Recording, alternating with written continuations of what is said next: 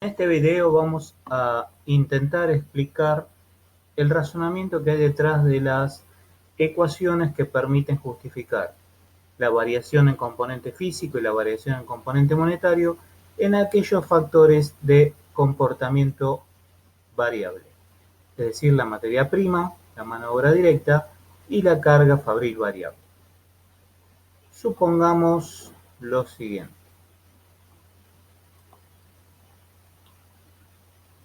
Supongamos que tenemos los ejes de ordenadas y abscisas.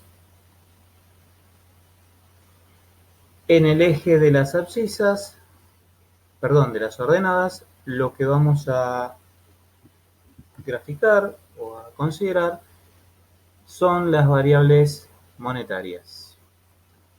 Y en el eje de las abscisas vamos a considerar las cantidades. Si yo digo que acá representamos el precio real del factor y acá consideramos la cantidad real de factor utilizado, entonces puedo afirmar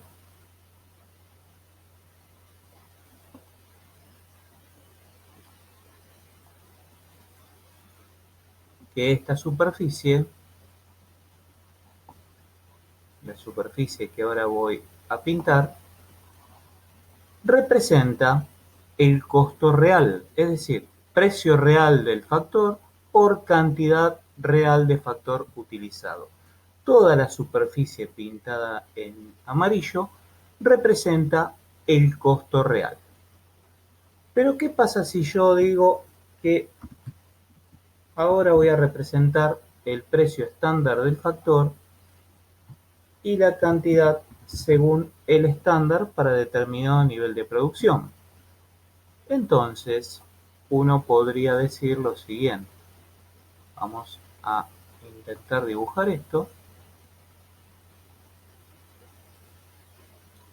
con creatividad. Toda esta parte que ahora voy a pintar de naranja, es decir, la que está determinada por el precio real del factor y la cantidad estándar del factor, ¿qué representaría? Representaría el costo estándar, es decir, la superficie que había en el fondo, costo real. La superficie que está en naranja, costo estándar. La diferencia, que en este momento quedó pintado todo de amarillo, ¿qué será entonces? La diferencia entre el costo real y el costo estándar para determinado nivel de producción. No es otra cosa que la variación en estándar. La variación que existe entre el costo real y el costo estándar, la diferencia.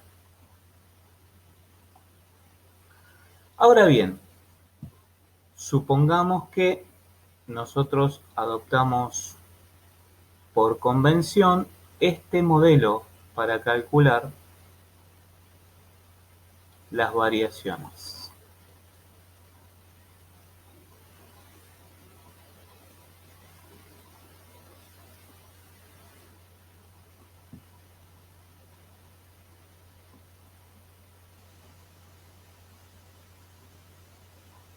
Entonces, ¿qué quiero decir con esto?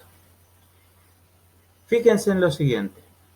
Acá que tengo toda esta superficie está determinada por lo siguiente. Por la variación que existe entre el precio real y el precio estándar, es decir, esta dimensión, multiplicado por esta dimensión, que no es otra cosa que la cantidad real. Todo eso, toda esta parte, toda esta superficie, repito, ¿cómo se calcularía? Por este segmento, que es la diferencia entre el precio real y el precio estándar, multiplicado por la cantidad real, es decir, esta dimensión. Entonces, dicho de otra forma, si yo calculo lo siguiente, precio real menos precio estándar multiplicado por cantidad real. Eso no es otra cosa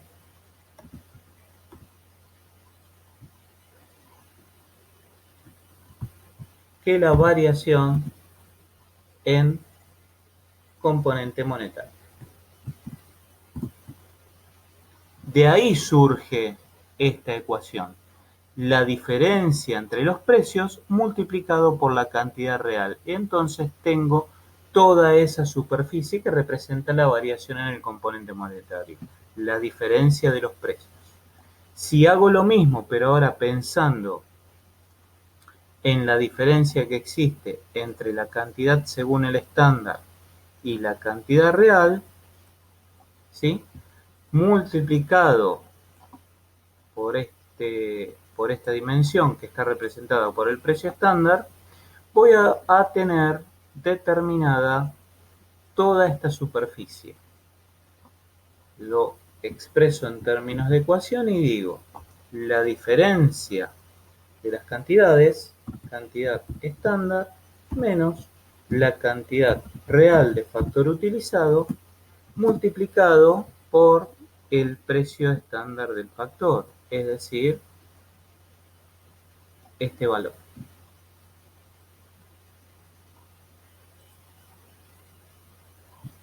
Precio estándar del factor. ¿Y a qué será igual eso? Eso será igual a la variación en el componente físico. Es de ahí que surgen estas ecuaciones. Uno los puede razonar de esta forma. Este aporte es para aquellos que no quieren memorizar las ecuaciones para determinar las variaciones en componente físico y en componente monetario. Era solamente tratar de fundamentar de dónde surgen las ecuaciones. Una cuestión más que quizás viene al caso aclarar. Nosotros, como asignatura, nos proponemos determinados objetivos académicos, si se quiere. El tema de variaciones es mucho más profundo, no se limita solamente a estas dos variaciones. El análisis es de múltiples variaciones. Lo que pasa es que nosotros entendemos que para el objetivo que nos planteamos como asignatura en una carrera de grado, es suficiente lo que desarrollamos en el tema como para comprenderlo y poder pensar a partir de este marco teórico práctico, cualquier otra situación que se vería con mayor grado de profundidad en otras asignaturas o en distintos posgrados. Entonces con esto doy por terminado el video. Me pareció interesante desarrollarlo para que entiendan de dónde surge, cuál es el origen de las ecuaciones que justifican la variación en componente físico y monetario respectivamente en los factores de comportamiento variable.